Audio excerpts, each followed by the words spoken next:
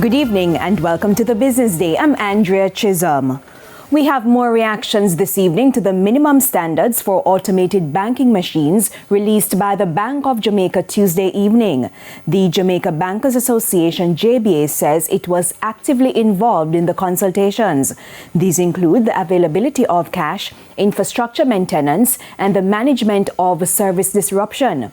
Speaking with our news center today, JBA President Audrey Tugwell Henry says the standards are important as banks look to improve service to citizens. The guidelines reflect all the key components of the network. Broadly speaking, the Jamaica Bankers Association is very supportive of the standards and the guidelines that the BOJ has provided. We understand the need for, close scrutiny and close oversight of the ABM channel, because of course it is the most used channel locally, even though we're seeing very good growth in digital and mobile offerings. But the ABM in terms of number of transactions is still very heavily used. And the ABM is also heavily used and very important for Jamaicans to access cash.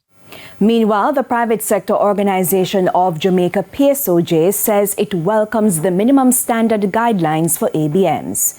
PSOJ President Metro Siaga says the standards will be very beneficial to consumers and businesses. The regulator, BOJ, is responsible to the public for making sure that the banks offer a certain minimum standard. And I am very happy that they have so done. I think the banks are going to be fine with it and they're going to adjust accordingly. Have they been having issues? Yes, but I know they have been working on them. I think this will only bode well for the customer and the consumer, and we'll get better service moving forward. Mr. Siaga notes that businesses take a hit when there are issues with the ABM network.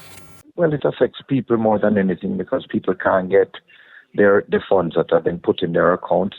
And then when they can't get the funds, they can't come to work the next day or the next week. And it's just an inconvenience that we don't need to have or shouldn't have in this day and age. Gas prices are going down effective tomorrow. Each litre of 87 and 90 gasoline will sell for 12 cents less.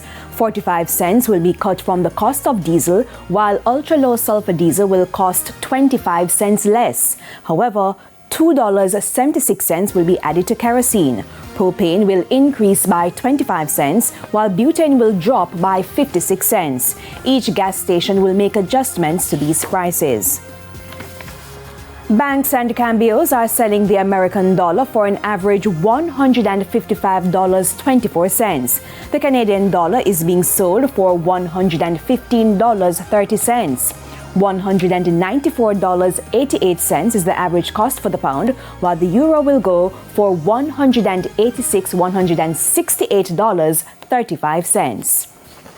And to the stock market now, the JSE index lost 1,250 points today, while the junior market increased by 21 points. Among the 51 winners, ISP Finance Services, Cygnus Credit Investments US dollar shares, Paramount Trading Jamaica, CAC 2000, and Lasco Distributors.